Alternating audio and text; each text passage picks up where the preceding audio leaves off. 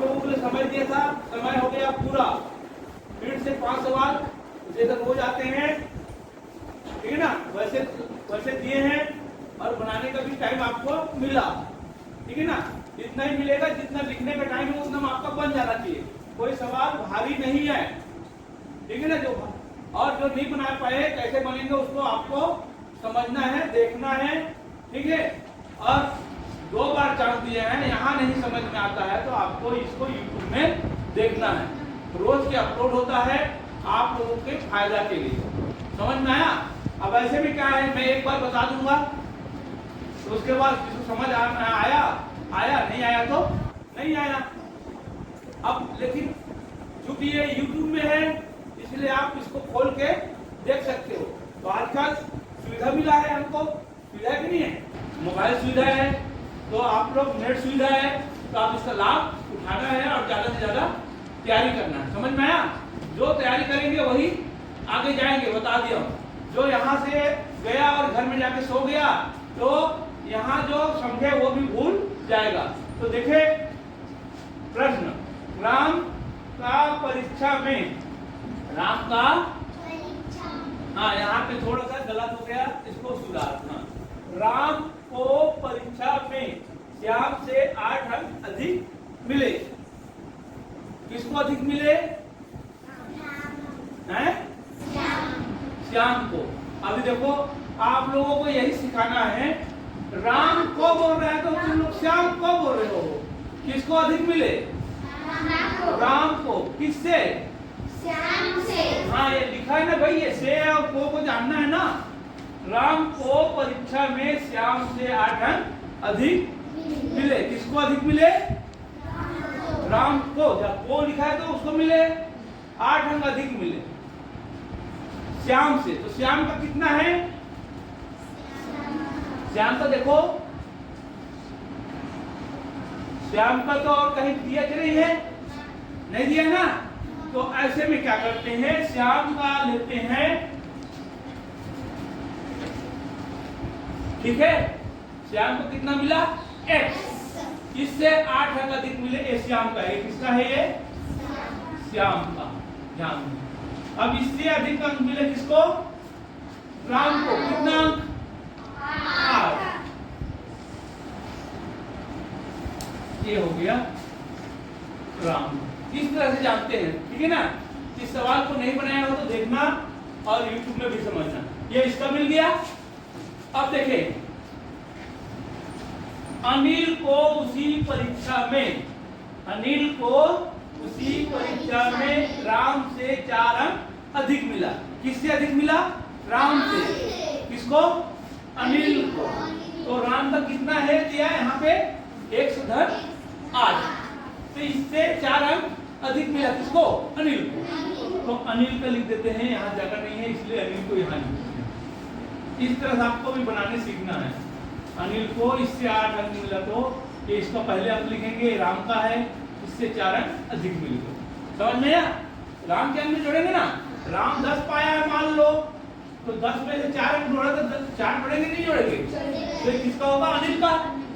तो इसमें तो 10 नहीं दिया है, 1 से धन 8 दिया है। कहां से निकाले? जिसका नहीं दिया है उसका 1 से मानेंगे।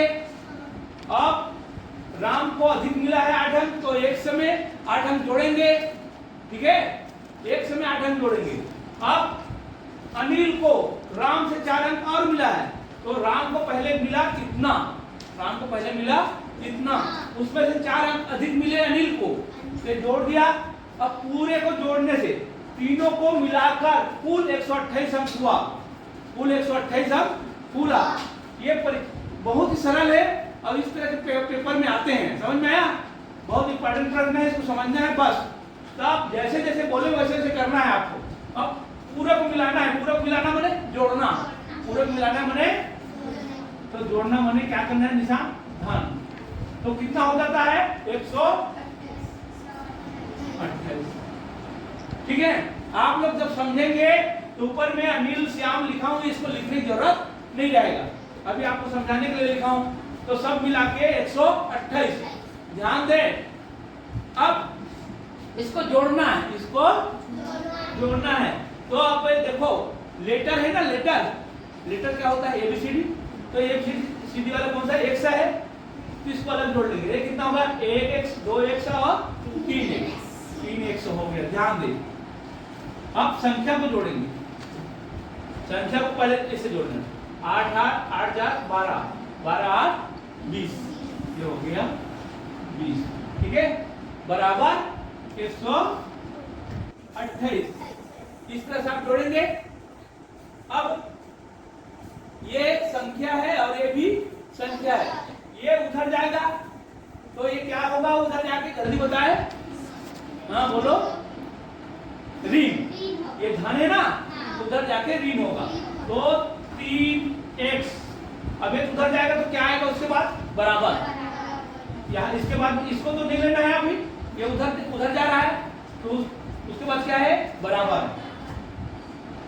बराबर के बाद क्या है, 128, और ये उधर चला गया। ठीक है, समझ में आया क्या? 3x को लिखना है।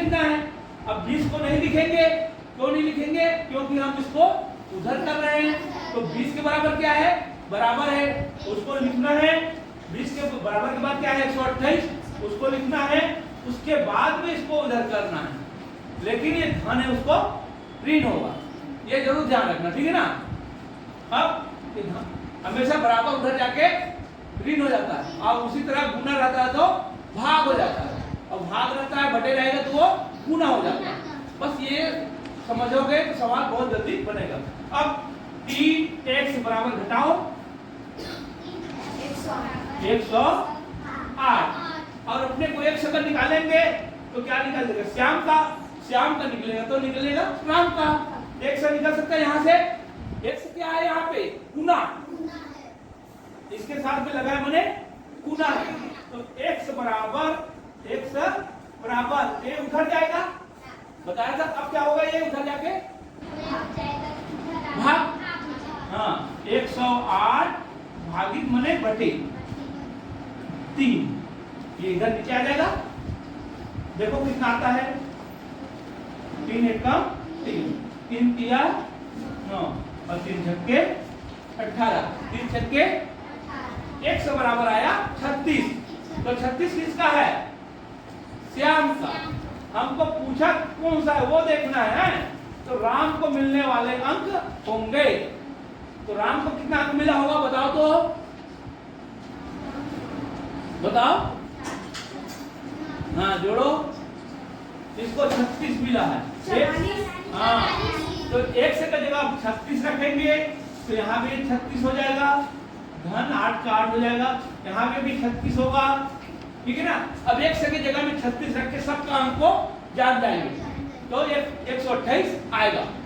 ध्यान दे, 8 धन 4 और 8। अब सबको जोड़ो, ये पूरा का 128 आना चाहिए। समझ में आया? आप लोग जोड़ के देखो पूरे का, ऐसे 1 से की जगह 28 रख के इसको जोड़ के देखो 128 आता है नहीं आता। चलो करके देखो तुम, चलो। हाँ सही, हाँ चलो बंद करो।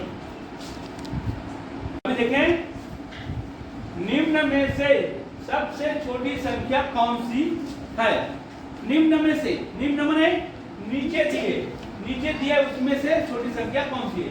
देखो आपको कौन सी नजर आ रहा है, देखते ही पता चलेगा। तो अब छोटी संख्या जानने का मैं नियम बता रहा हूं, उसमें जाना है। सबसे पहले संख्या को गिनना है, कितने दो, ये कितना है संख्या है 4, और ये कितना है, ये कितना है, ये कितना है, सभी 4 अंक वाली संख्या है, सभी 4 अंक वाली संख्या। अब देखना है शुरू से, 7 7 7 7, सबका 7 है। अब दूसरा में जाएंगे, 4 1 9 7, कौन छोटा हो गया, और पूछा क्या है, छोटी। तो 2 बार में पता चल गया। ये है साधारण सा नियम, समझ में आया। अगर कोई संख्या बड़ा होगा तो संख्या ही बड़ा कहलाएगा, संख्या छोटा होगा तो वही छोटा कहलाएगा। पहले संख्या को गिनेंगे, अंकों को, संख्या के अंकों को गिनेंगे। अब गिनने में बराबर है तब जाके आगे से देखते जाएंगे, ठीक है ना। अब पहले भी देखो 7 7 7 सब में बराबर मिला, पता नहीं चला, फर्क नहीं पड़ा। दूसरे में जाते हैं 4 1 9 और 5, तो ये छोटा मिल गया तो हमारा उत्तर आ गया। ठीक है ना, कोई कुछ देखने की जरूरत नहीं है। समझ। अब आते हैं तीसरा में। तीसरा में देखेंगे, यदि दो सह-अभाज्य संख्याओं का गुणनफल, इधर ध्यान से देखो, यदि दो सह-अभाज्य संख्याओं का गुणनफल 117 है तो उनका लघुत्तम समापवर्तक होगा। कौन 70 होगा बताओ। तो इसके लिए क्या बताया हूं मैं, आप कोई भी अभाज्य सह-अभाज्य संख्या लेना। सह-अभाज्य संख्या जानते हो, सह-अभाज्य संख्या क्या होता है? हाँ, एक भाग जाता है और एक अभाज्य। तो कोई भी दो संख्या ले लो, छोटा ही भी ले लो, ठीक है ना। जैसे हम लेते हैं, मान लो 2 सह-अभाज्य कितना है, मान लो 3, और एक अभाज्य ले लो, भाज्य ले लो 4।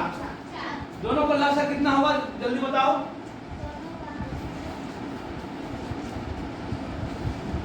लघुत्तम कितना होगा? 12 होगा ना। क्या बताया लघुत्तम के लिए? बड़े को पहाड़ा पढ़ना, जिसमें आएगा वहां रुकना। तो 12 हो गया, गुणनफल आया इसका। और दूसरा ले लेते, दो उदाहरण करके देख लेना।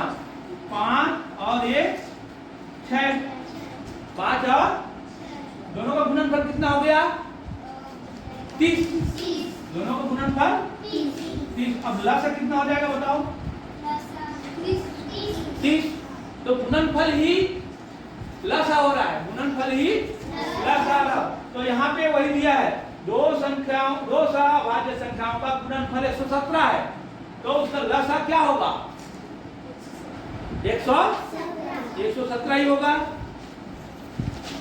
बात समझ में आया? जब सवाल नहीं आता समझ में, ध्यान से सुनो, जब सवाल समझ में नहीं आता तो कोई दो संख्या ले लेना है, अपने से दो संख्या लेके देख लेना, फिर समझ में आएगा। जब ये ऐसे आ रहा है तो भी उत्तर वैसे आएगा। एक गुणनफल दिया है, लसा नहीं दिया है, तो लसा भी उतना ही होगा। ठीक है, अब देखेंगे 6 अंक की छोटी से छोटी संख्या।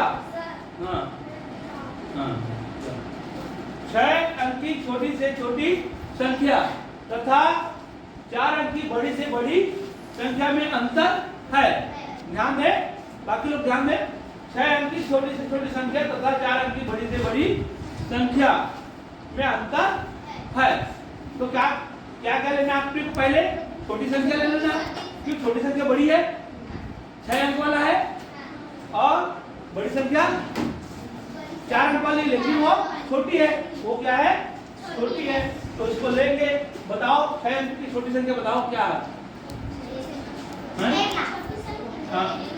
ऐसे नहीं बताना है आप लोगों को, सरल तरीका बताना है। 1 और 5 ऐसे बताना, 1 और 5 1 2 1 2 3 4 5। अब बड़ी संख्या बनाना है 4 अंक की, तो क्या होगा? 4 9, इधर से कितना होगा? पीछे 1 2 3 4। बस। अब इसको क्या करना है? अंतर। अंतर माने क्या होता है? हाँ, सब सीखना है, एग्जाम आ रहा है, सीख लो। 1 2 10 में 9 हो गया। 1 अब क्या देंगे इधर? 1 अब इसको 10 में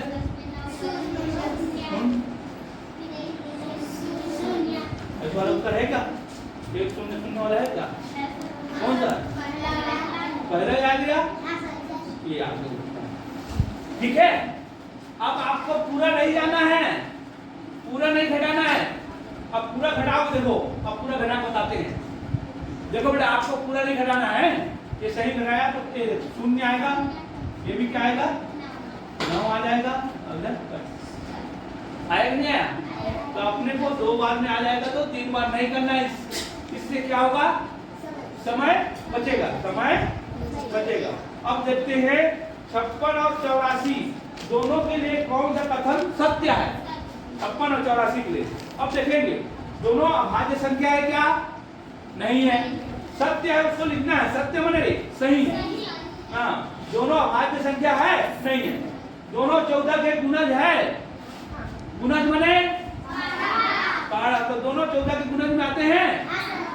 ये लोग वही लोग जानेंगे जिसको पहाड़ा मालूम है। पहाड़ा मालूम नहीं है उसको तो पता नहीं रहेगा। दोनों सहभाज्य संख्या है नहीं है। दोनों सहभाज्य संख्या का मतलब क्या होता है? एक भाग जाए और एक भाग ना जाए किसी से। और दोनों विषम संख्या नहीं है। ये तो सम। हाँ, ये दोनों सम है। समझ में आया? तो कौन सा आया? इस तरह। ठीक है, चलो।